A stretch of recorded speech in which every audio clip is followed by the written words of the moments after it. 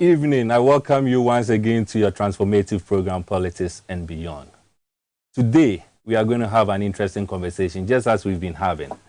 And remember, last week, we decided that these few episodes we are going to have, our focus is going to be on the Fourth Republic. And it is rightly so because just the 7th of January 2024, we celebrated 31 years of our Fourth Republic. And so it is just important for us to assess it and to know whether or not we are on the right path. As always, you can be so interactive with us through our WhatsApp lines and on our social media platforms.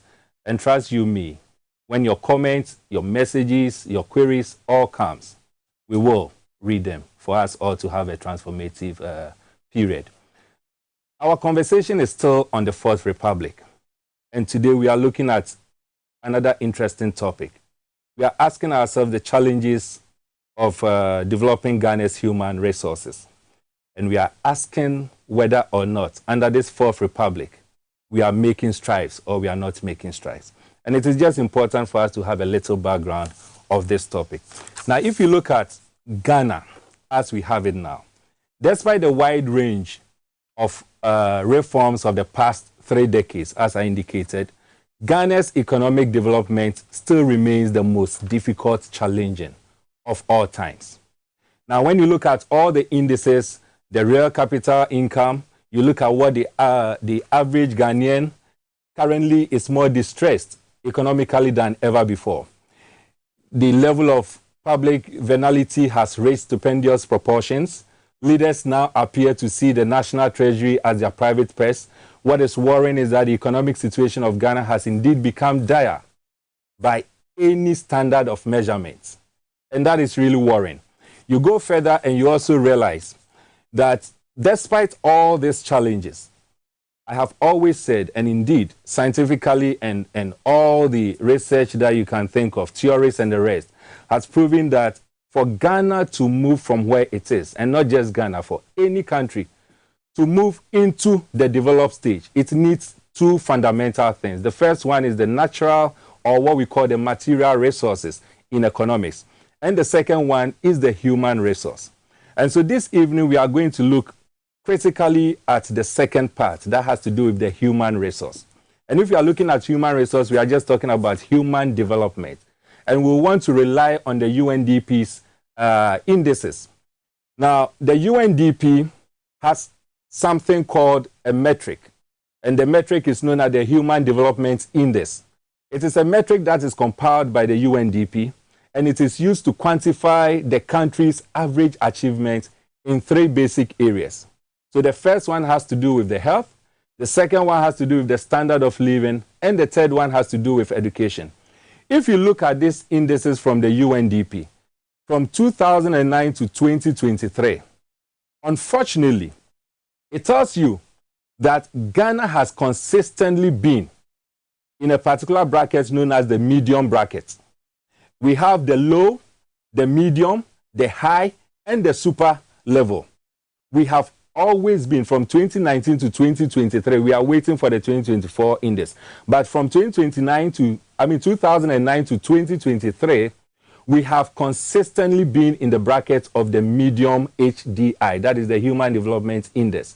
And we have been in this, category with countries such as Equatorial Guinea, Comoros, Congo, and other countries that you can think of. That is the unfortunate thing. Now, when you go further, it tells you, now we are looking at the human development. Remember, we talked about 3 aspects: the health, the education, and then the third one, which has to do with the standard of living. This very evening, we are going to look at the educational aspect of it. Now, in most countries across the globe, government's commitment towards ensuring quality education and lifelong learning are markedly becoming vibrant, given the pervasive role education plays in stimulating highly skilled, well-informed, and morally sound citizens. Obviously, Ghana is no exception. Now, since political independence, there has been considerable policy reforms that Ghana has gone through. But since we are looking at the Fourth Republic, we are going to look at the 2 key reforms that has taken place under this Fourth Republic. The first one has to do with the 2009 reform. sorry, the 87 reform, actually, before we even get to the Fourth Republic, the 84 reform is what we are looking at.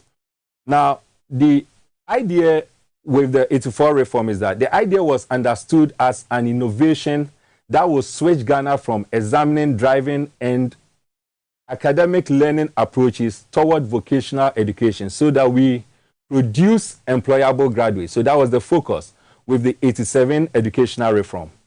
The objective appeared noble and obviously, ostensibly to impart life skills or practical skills that will render Ghanaian students self-sufficient and entrepreneurial. So that was the focus of the 1987 educational reform.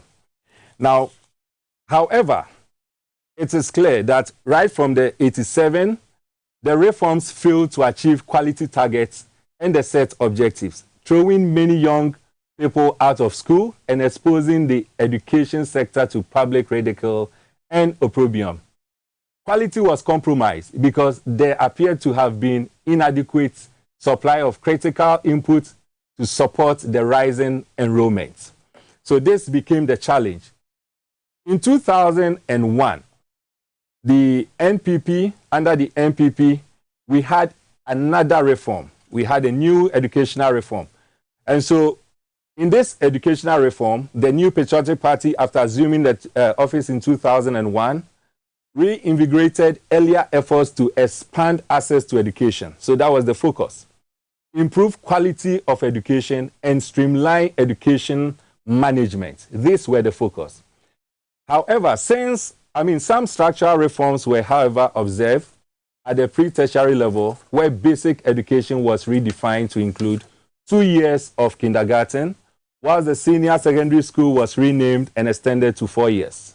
And this was followed, it was after the Anamwa Menses Committee did its work. After this, teacher training colleges were also upgraded into diploma awarding institutions. And in 2009, the NDC government, which took power in the 2008 general election, reverted the 4-year SHS duration to its original 3 years.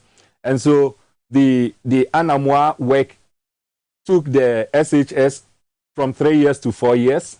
And then in 2009, the NDC government, which took power in the 2008 general election, reverted it from the 4 years to its original 3 years. There has been a series of reforms, as I indicated, but currently, Ghana operates what we call the 26334 education system. What this means is that the kindergarten, primary, JHS, and the SHS then goes to the university. That is what we mean by the 26334 educational system. The right to basic education, as we all know, from primary all the way to JHS, that is from the 6th all the way to the first 3, is supposed to be free. And this is enshrined in Article 25, 1A of the 92 Constitution. Basic education shall be free, compulsory, and available to all. In other words, kindergarten, primary, and JHS education are supposed to be free and compulsory in Ghana. That is the current state of our education, or educational system. Now, despite this, the current challenge we have can be summed up in 3 different ways. The first one has to do with unequal access to education. The second one has to do with weak and incoherent administrative control. The third one has to do with fragmented and overloaded curriculum. This evening, our interest is going to be on the fragmented and overloaded curriculum. Now, again, when you move on, talking about the fragmented and overloaded curriculum, the JHS and the SHS curriculums that we are currently having, they are they are very broad and they are loaded, such that the time frame allocated to them are inadequate. This raises important questions about what the underlying values, purposes, and principles of Ghanaian education system, and for that matter, the development of human capital are, and how this fits into a broader medium to long-term national development plan. You see, whether we like it or not, the educational system that we are supposed to have or we are having in this country, the ultimate is to help us feed into the national development framework of Ghana. And so if over 31 years, we can, a little over 31 years anyway, we can say confidently that we are not seeing the development that all of us are expected to see as a nation, then it becomes very worrying. And that is why this evening, we want to ask ourselves a question, and that becomes the question of the day, which will solicit your views, your opinions, your contributions, and even your questions. The question for the day is that what caliber of human resource do we need to transform Ghana? It is very important because clearly it looks like when you talk of material resources or natural resources, Ghana is fairly endowed. And so what is really left for us is the human resource. And that's why we need to find out what kind of human resource or what caliber of human resource do we need to ensure that we get the needed transformation that we need to have as a country. I will entreat you to get interactive with us. Whilst you stay tuned, we are going to take a very short break. And when we come back, I'm going to introduce to you our esteemed guest for this evening's episode. Then we'll go into a conversation. Just stay tuned.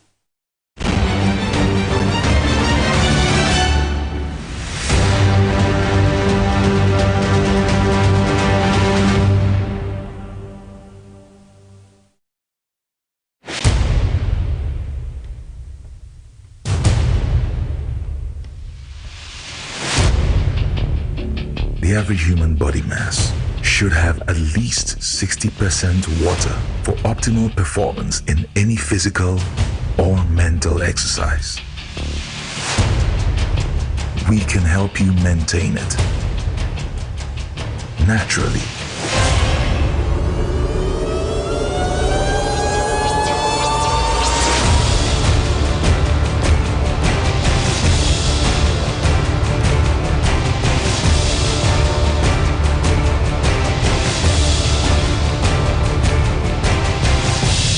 X Natural Mineral Water. Simply natural.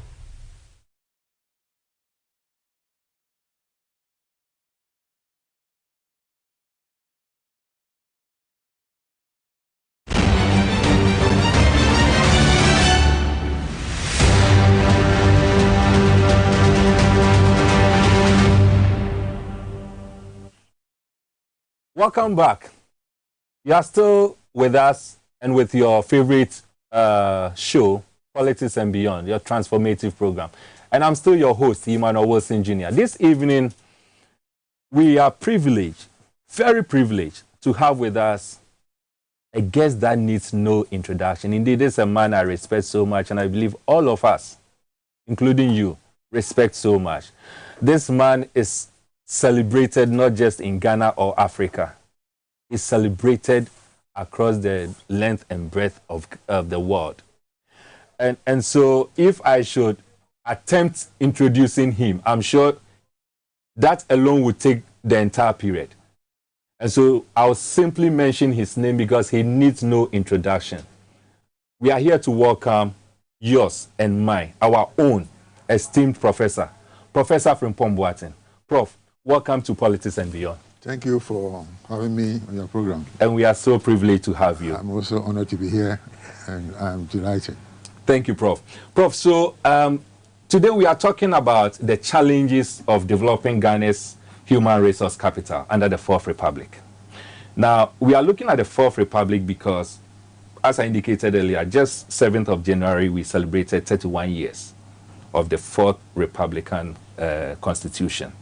31 years is more than enough for us to have looked back or looked around and said that we are so proud where we've gotten to. Unfortunately, whether we like it or not, the indices suggest otherwise. And it is clear. Others will describe Ghana as a country that is no longer in existence. Others have so many terrible ways to describe Ghana. We've also realized that there are two things if we really want to move Ghana from where it is to where it ought to be. And the first one has to do with the natural resources, or what we call the material resources. The second one is the human resource. It looks like our main challenge has to do with the human resource. It looks like we are not getting the caliber of leaders that we need to get. It looks like we are not getting the caliber of individuals who will really make decisions that will move Ghana from where it is to where it's supposed to be. Prof, what is your take on this? Well, thank you very much. This is a very important topic. But you said we have the natural resource and the human resource. Yes. And we don't seem to have a problem with the natural resource, but rather with the human resource. God has given us the natural resources. Yes, but, you know, natural resources have no natural owners. Exactly. So it may be in your country, but you don't own it. If it's in your country and you get access to only 10% of it, it doesn't belong to you. So, and let's get it clear. And not say again that we have natural resources. It doesn't belong to us. Natural resources have no natural owners. So we have a problem there. Right. And the second one is with the human resource. Of course, we have very intelligent people in this country. People who do well when motivated, who do well outside, across the globe, who do very well. But why is it that we don't do well here? It all depends upon, of course, leadership. Leadership is very important. And when I talk about leadership, talking about leadership that will inspire us to greater heights. Inspirational leaders. For example, when Lee Kuan Yew had independence, at the day of independence, around independence for Singapore, he said, look, and he was in his 30s, we saw the greed and decadence in Asia, and we make it a point not to be part of it. And so with a very credible program based on science and technology, Lee Kuan Yew was able to lead Singapore from third world decadence to first world affluence in 25 years, from 1969 to 2000 and something. So it depends upon your aim, the aim of our leaders. You know, we have something like that in the First Republic, but also the Fourth Republic has been fragmented. You know, we don't seem to have a coherent policy, national development policy that we all have accepted, so that one government will hand over to the next, and then we move on. Because everyone tries to, destroy the one who was before him, or who is before him, or who was behind him. And so we have that problem. And then also, we have to realize that this modern world economy is knowledge-based and science and technology-driven. So you need to have the knowledge. It's not about wealth accumulation, let's go and sell things or borrow and get money to do what? It is about knowledge and application of science and technology. It's easy to get money, but training the human being is a very difficult thing, as you say. And so we need transformational leaders who have an aim, who have a port that want to steer the shape of Ghana to, who know where they are flying the nation to. So if you are passionate about something, you achieve it. So if you are passionate about developing the nation, it will happen. But when people are not passionate, and they are passionate about other things, then they achieve those things. So this is what I will say for now. Right. And then talking about education. Yes, it's good to send people to school, but after that, what? What are you training the people for? We have to have an objective. Why are we sending the people to school? We say free SHS, which is good, but after that, what? No, we have so many universities, about 120 tertiary institutions in Ghana. So why are they there? Why is Legon there? Why is Tech there? Why is Cape Coast there? Why is Winnipeg? Why are they there? What are they doing for us? What is their contribution to our GDP? What kind of product has emanated from the work of the universities? There are so many questions. Employment, contribution. So these are the questions that we have to ask. And so, but then you need to have an aim why you are doing something.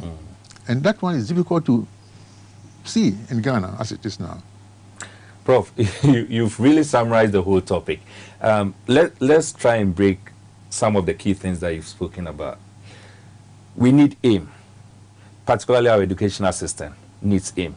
Policies that comes up, free SHS and all that, we should define its clear aim, objective. It looks like we don't have that. How will you assess the current educational content that we have in this country in relation to our developmental agenda? See, the content, very difficult. Also, a very difficult question. Now, if we codify knowledge, you see, we have something what we call know what. Yeah. You know, what is the distance from Accra to Kumasi, 325 kilometers or so. If you sit down, I mean, like as in written observe, if you sit down and some orange or apple falls to the ground, you observe it. It's when it leaves the tree, it comes to the ground. Yeah. So this is know what. And then know why, you know, is the scientific basis of knowledge. So something falls to the ground. Why is it so? It's because of the force of gravity. That's right. This is what Isaac Newton said. Yeah. And he tried to explain it in a certain way. But then later on, Einstein came and then defined gravity in another time altogether. Exactly. But the question is that the two of them tried to answer the question why. So knowledge codification, you know what, these are facts. What is the length of the river Nile, you know, just facts. And then why is this so? Yeah. And then know-how is the application of that scientific knowledge to produce something.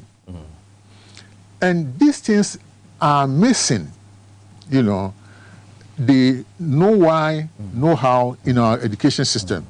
Then there's a fourth component, know who. And that one is about leadership. Because sometimes leaders don't know even the people that we have. People who can do something to uplift this country. They don't even look for them. They are not interested in them. You know, so all we hear is that, okay, you sit down. In fact, you get the impression that they don't need even the academia or research institutions to develop this country, because we don't need the vice chancellor or anybody to go and borrow some money, come and build a bridge or build a school and so on, and then show the infrastructure projects that we've been doing all this while. So the education should help us know what we are saying, know why it does, and then application of that knowledge to create a product. Then know who can do things. And that's why I can give several examples, but maybe we'll come to that later on. So this is what you said earlier on about the Human Development Index. That's right. You see, when you take Ghana as a country, in terms of population, we are 47th, about 47th in the world. Right. And when you take the big nations, China, India, and so on, down, we are at number 47th. But population alone. But when we talk about Human Development Index, we are supposed to be at number 148 in the world. That's right. And that takes into account the health, life expectancy, and education. Education, So education, health, life expectancy. When you consider all these things, the things that go into it, then we fall. It means we are a relatively big country, big nation with undeveloped minds, human capital. That's what it says. That's why we have to do something about. So the point is that we should, as I've said it several times before, that the poverty gap is a technology gap. Not till we find a way of bridging that gap, we will still struggle. Because no country has ever developed doing the things that we are doing now. It's about science, technology. If we're able to produce technology, use it, adapt it, and commercialize it, then you will succeed. But if we don't, and we have to import everything from toothpick to an aircraft and not make any effort to produce things ourselves, and there are people in this country who can do all these things. And I can, you know, when it comes to food processing, you know, there's a lot of people, they're fabricators, there are people who are good in even automation, you know, programmable logic, controller, and so on, tech, you know, and there are people who can do all these things, but we don't know them. The system doesn't know them. So if you need the people who could produce most of the agricultural implements that you need for land preparation, for harvesting, and for processing food, and they're all here. That's right. And then turning the food into something. We have CSI, our Food Research Institute is there. They can turn your cassava, which your child will not eat, or plantain, into something that a child will eat. So All these people are there, but we need to know them. That's where know who comes in into the education system. That's great. The why, the what, the who. All these things must be done when we have a transformative leader, as you indicated earlier. One question that bothers the minds of Ghanaians, especially in this election year, is that how do we determine who a transformative leader is?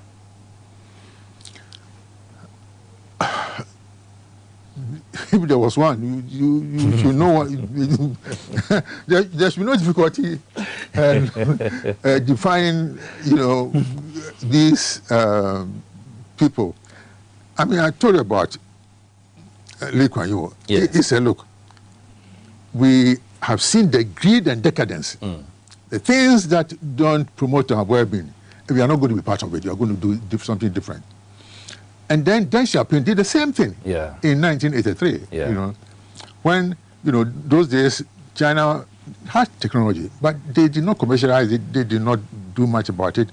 And so 4 weapon scientists wrote a letter, a simple letter to Deng Xiaoping. And said, if we don't change our attitude and then embark on civilian utilization of technology, we will lag behind. That's right. And so he said, okay, go ahead. So China set up what a program they call Program 863.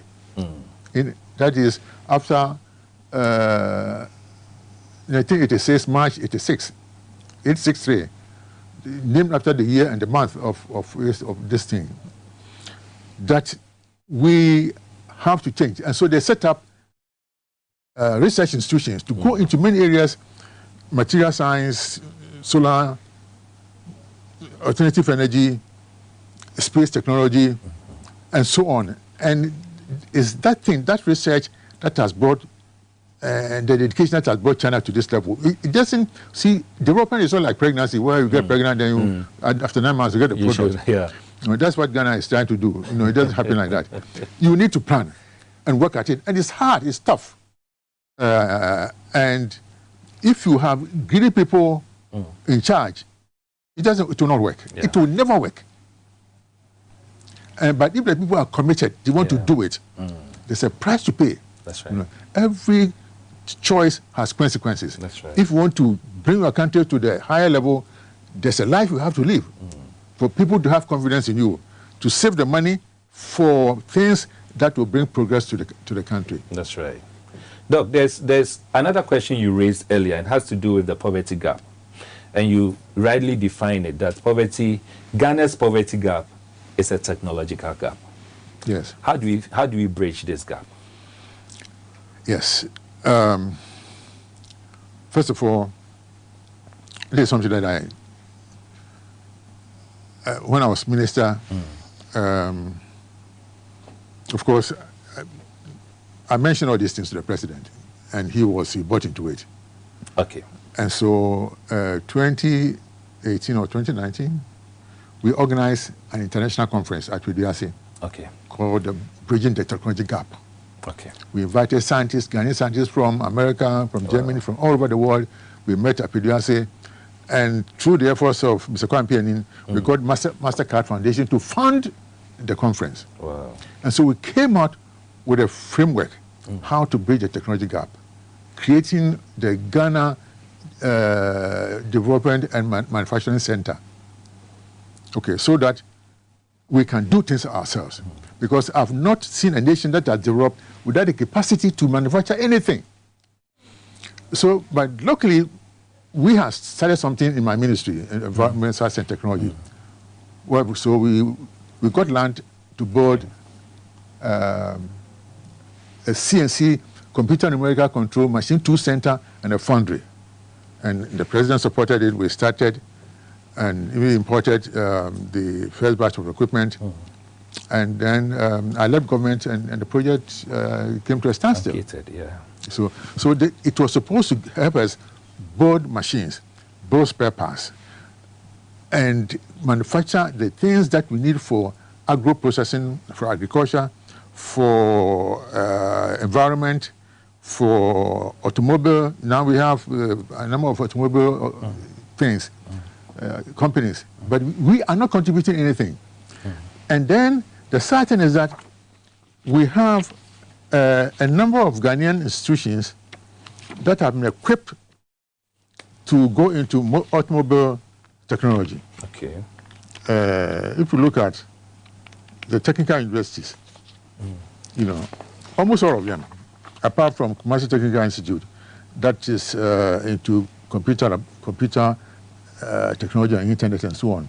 We take Kufuria, Cape Coast, Tamale, Wa, Accra Technical University, Ho Technical University. They are all into mechanical, electrical engineering and automobile engineering systems. But what are we contributing towards the auto industry in Ghana? Virtually nothing. So what we wanted to do was to start from the high end, build something so that young people will see that, look, if I do this, this is what I can achieve. So if we were building our food processing machines here, if we could build our water pumps, transformers, and things in Ghana, if we could automate gari processing, the processing of all the things that you do, the palm oil processing, maize, and all the things. And we have people here. We have people who could design those machines. We have people who can, they are fabricators, you know. If you go to the Fabricators Association, fabricators are here who can do so many things. And apart from the fabricators, design fabrication, there are Ghanaian companies that can automate the processes because they know about PLC, that is the programmable logic control, and I can mention some of them. So everything is here. But we must be committed to it. We must know why we are training the people so that we don't try to let everybody go to the university. You know. In Germany, for example, until recently, just about 15% of students wanted to go to university. Wow. You know. Some of them from after JHS equivalent will go and do some apprenticeship. Some of them will go later on into trade schools and so on because they know that after 3-4 years, you get a job, and then you are earning money. And so that before you are contemporary finished university going looking for a job, you are a big person already. And then the plan for this machine tool center was that we produce the equipment and the things that are needed for a lot of these trades, bread, bakers, butchers, automobile things, people who want to even make water bottle will get the components that they needed. And so there must be planning and get the research institutions, the universities, you know. I'm very popular, but it's very, sometimes you feel like crying, you know. The university science and technology. You know, when I was minister, we went to the chemical engineering department in KN University, interacted with Professor Dakwa and the rest and some people there. And then we set up a program to produce hydraulic oil from a local plant. Okay. You get them some money, and they did a sample. But then scaling it up, that's where the problem is. But even they continue to get other products. So the people are there. And sometimes people say that, oh, the universities are there, they have products on the shelves. And no, they have done a lot.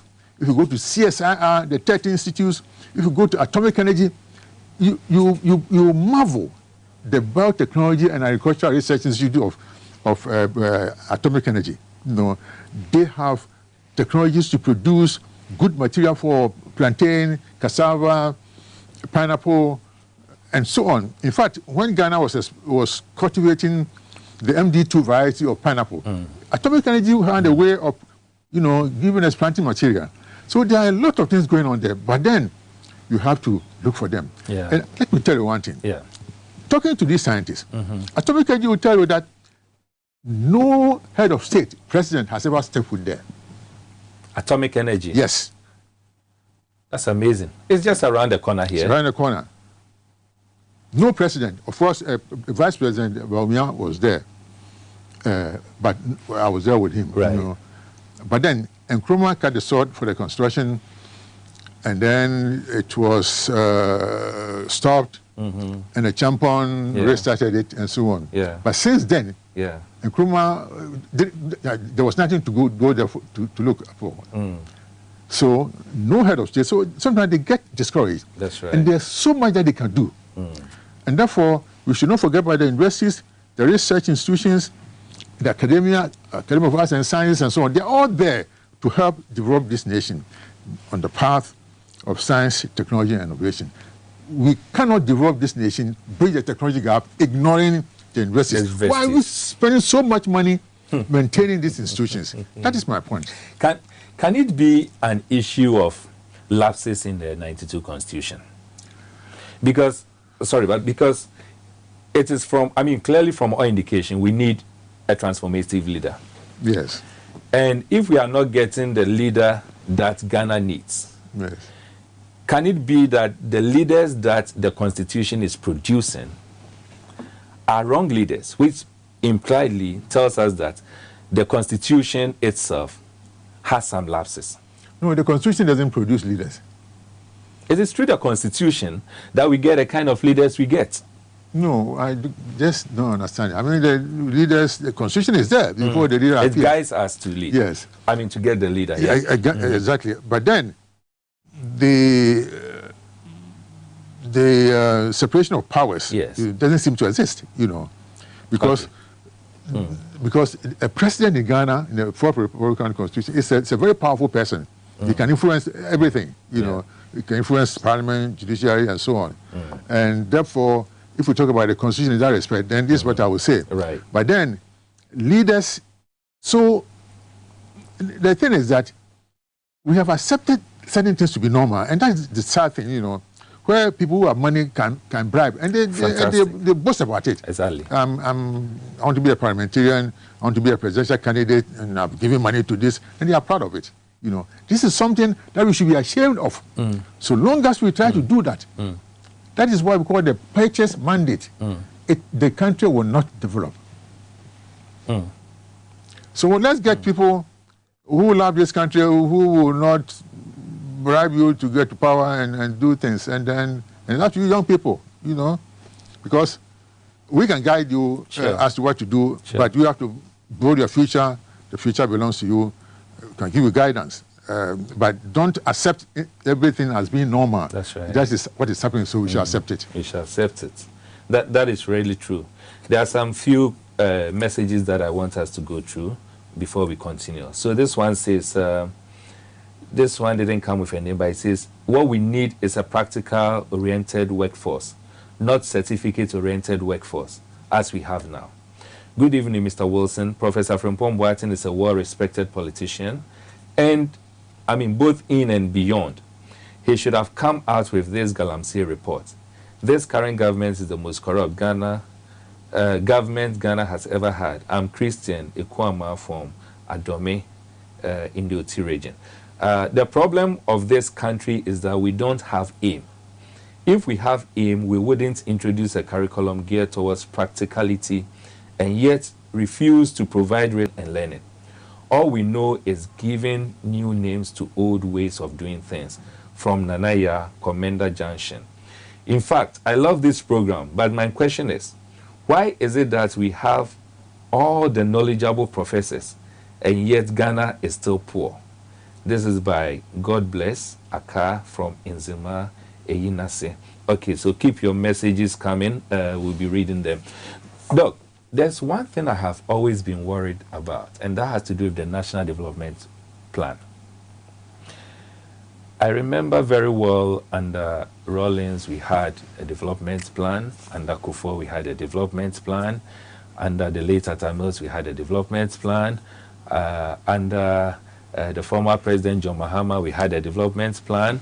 I'm not very sure of this current government if we are developing a plan for the nation, but clearly we've had consistently development plans.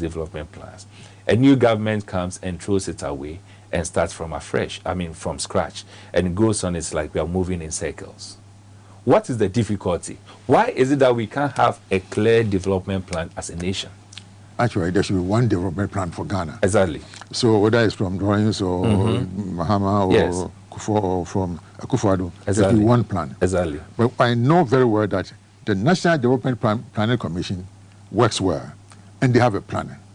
Whether politicians work according to that work plan, that's another thing.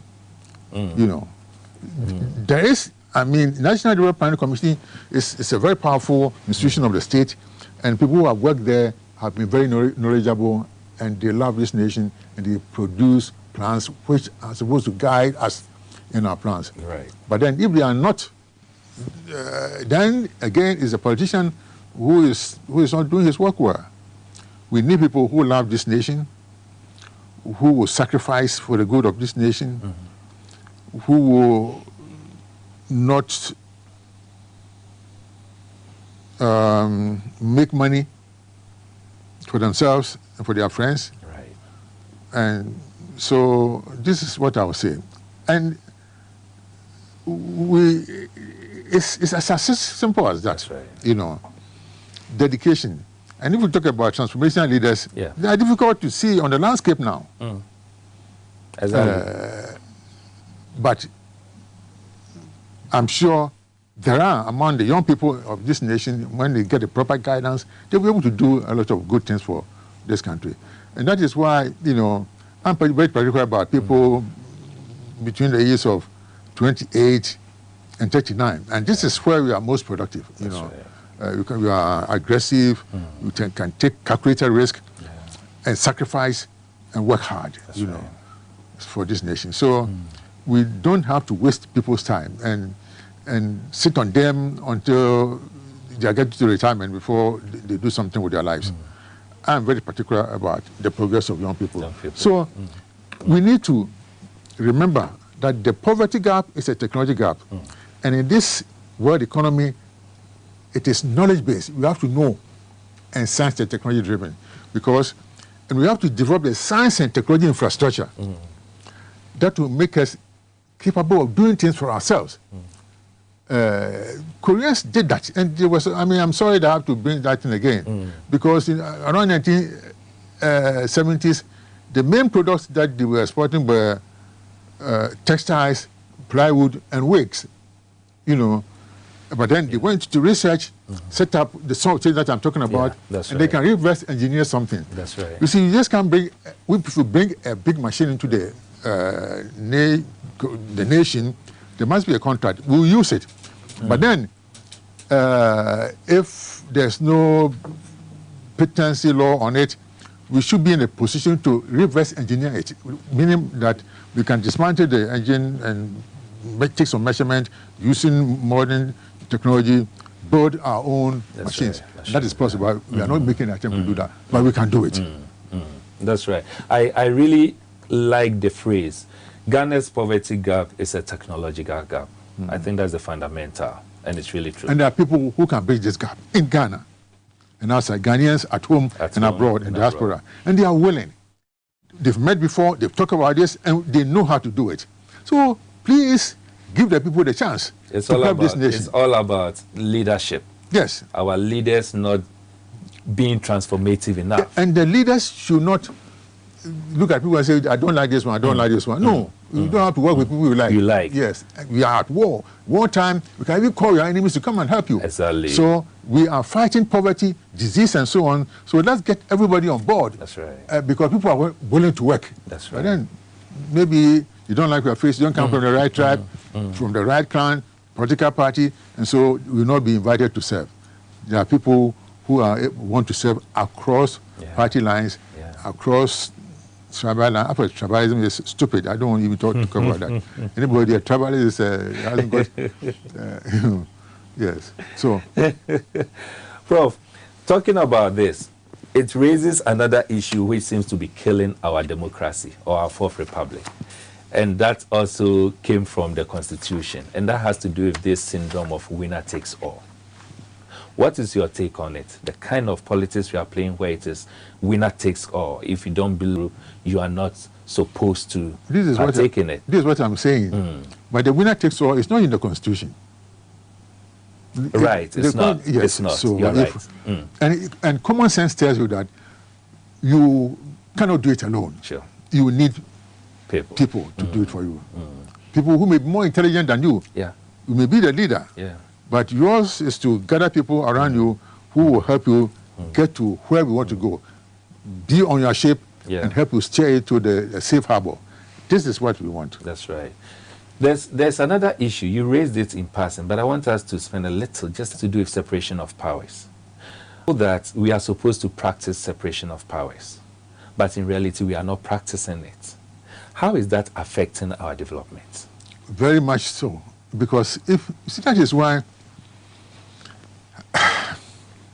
you see, it's only God. I mean, if you look at the book of Isaiah, chapter 33, verse 22, it says God is our king, God is our lawgiver, and it is he who will save us. I mean, that verse defines the separation of powers. Yeah. And so, and to develop this country, we can't have separation of powers, then it must be. But I think we all agree that, and the sad thing is that although you vote for an individual, and there are others around him who you have not voted for, you don't belong to any, they don't have any position in any political party, they appear to waste so much power. That's right. You know, and you want to wonder why, and it's not in the Constitution. These are the things that you have to guard against. But it's something that is the leader himself should know. As I said, if you're a leader, you're a leader of the whole nation. There are certain things you cannot do just because you want to develop this country. But if you allow these things to happen, then the progress that we need will not happen. That's true. Probably there's one or two messages that I want us to just consider. This one says, a very educative program. We are in the science, technology, and innovation time now.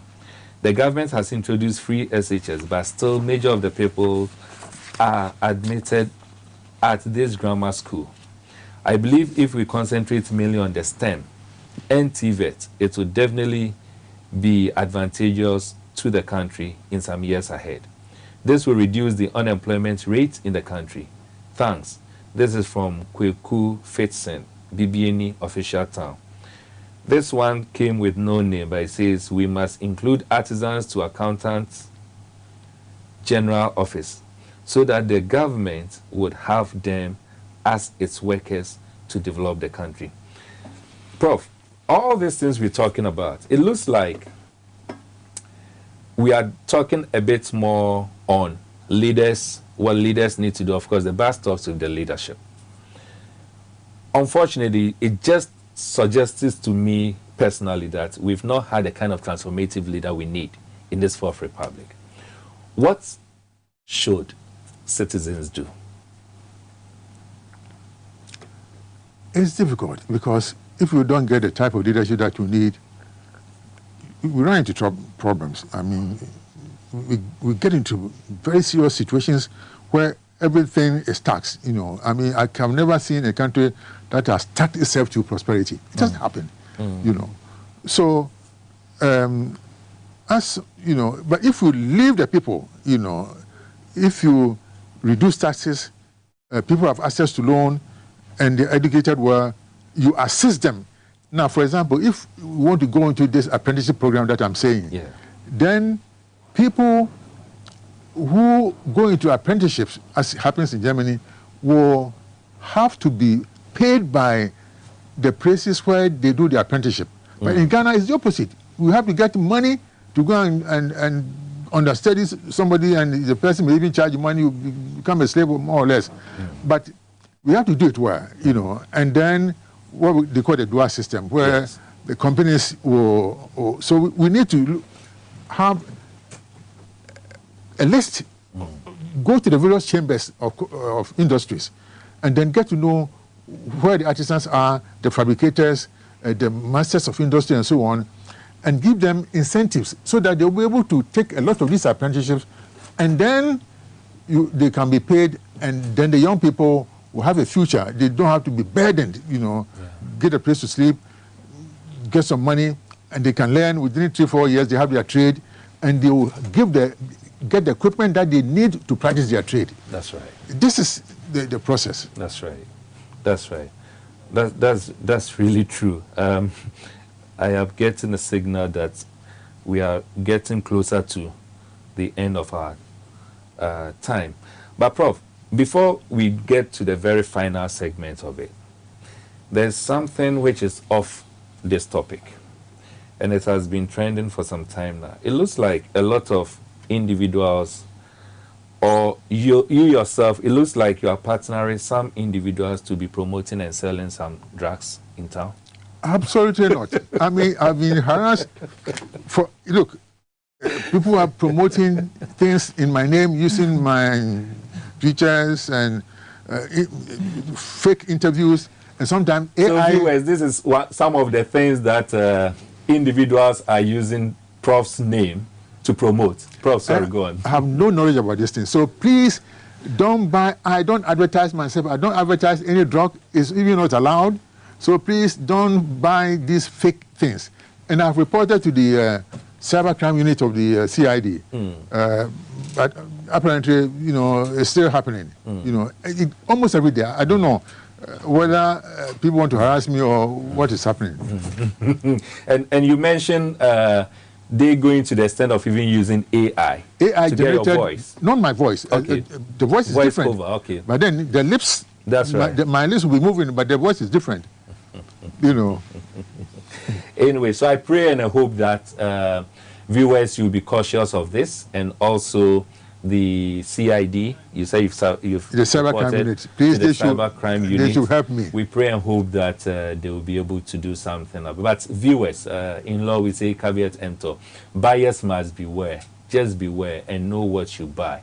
Don't go and buy anything because you think it is being attached to Professor Frimpong Boateng. He said he doesn't associate himself with such things. He doesn't even advertise anything in the public space. So beware of that. Prof, the challenges of developing Ghana's human resource. If there's something I have taken from it, it has to do with the fact that Ghana's poverty gap is a technological gap.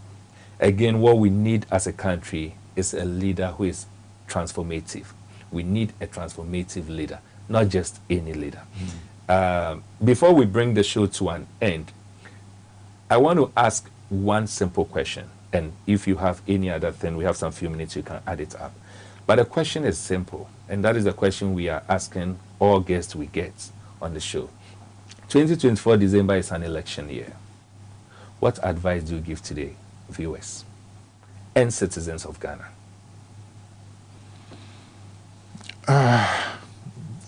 My advice is that vote for people at all levels who represent your interests, who have the nation at heart, who want to develop this nation. And if we are not happy with anyone, then come together and form a party and challenge the established parties. That is something I want to advise. That is really interesting. But there's one thing that we didn't mention about how dire the situation is. Looking at health, yes. You know, if we look at health, the number of doctors that we have in this country, the Minister of Health some years ago was quoting 13 per 100,000 of the population, and for a middle income status, we need about 500. And so to bridge that gap, we have a deficit of about 45,000 doctors. That's right. 45,000 doctors. Yes. And with the current output, even let's say we produce 1,000 doctors a year, you know, it will take us 45 years to get the doctors that we need for today. Wow. So we have a problem there. And that is why it is affecting our Human Development Index. Well, that takes into account our education, health, and life expectancy. So we need to do, you see, and the investors want to produce, that's what I'm saying. Looks as if we are not even getting the, looking at the population when we are talking about development. You know, what the things that we are doing projected on the population. What more do we have to do so that everybody is covered? So that is very important. So we should know why we are training people we are bringing children to school. Why are we training them? What are they supposed to do? What are our objectives for the next 5 years, 20 years? You know, every Ghanaian should know it. From even kindergarten. A kindergarten child should know that in Ghana, in 20 years, 30 years, this is what I'm expecting. JSS, up to university, up to us. If you ask me, what are we supposed to, are you going to be like in 20 years' time? I cannot be able to tell because, you know, the things are not working together. We are wasted time on infrastructure development, you see. But to me, that's maybe my last sentence because your time is up. You know, to me, yes, the success of the government is not determined by the so-called development projects that it does. It roads, airports, markets, TVIPs, and so on. But this success should be determined by the extent to which the people will be trained so that they become independent and can provide for themselves, provide for their feeding, shelter, clothing, defense, so that if for one reason or the other, ships and airplanes cannot come here, we'll be able to survive. That's right. And that is development. Wow. You know, but not sit down and I'm the master, I'm going to give you road, I'm going to give you, and then they'll clap for you. I did better than the government before, and nobody can do it better than me. No, that is not development. Very profound. Very, very, very profound. That is not development. That's not development. There are a number of messages that have come in, but unfortunately, our time is really fast spent. Viewers, this is where time will allow us. As we have always said, this program is geared towards transforming the future of Ghana.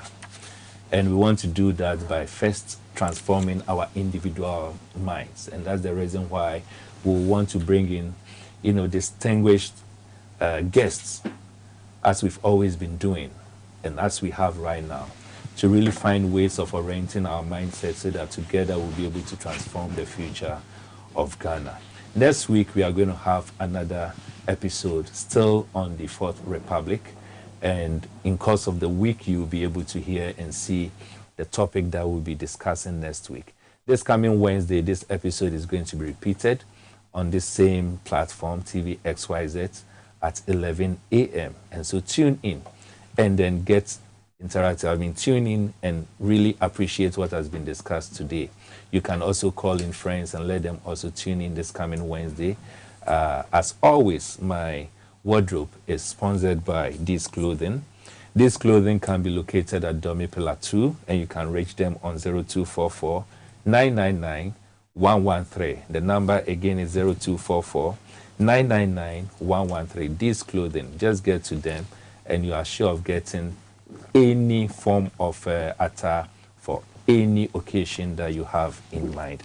We are going to meet again next week, but till we meet again next week, I want, on behalf of all of you, say again to our esteemed guest, Professor Frimpong Boateng, and appreciate him. A very thank you so much, Prof, for joining us this evening and giving us this insightful information. We believe strongly that it's going to guide us, particularly as we prepare to make decisions come December 2024. Prof, thank you so much. Thank you for having me. So much. We are so privileged. And so, again, want to thank you all. Until we meet again next week, it is still your transformative program, Politics and Beyond, with your host, Emmanuel Wilson Jr. See you next week. Good night.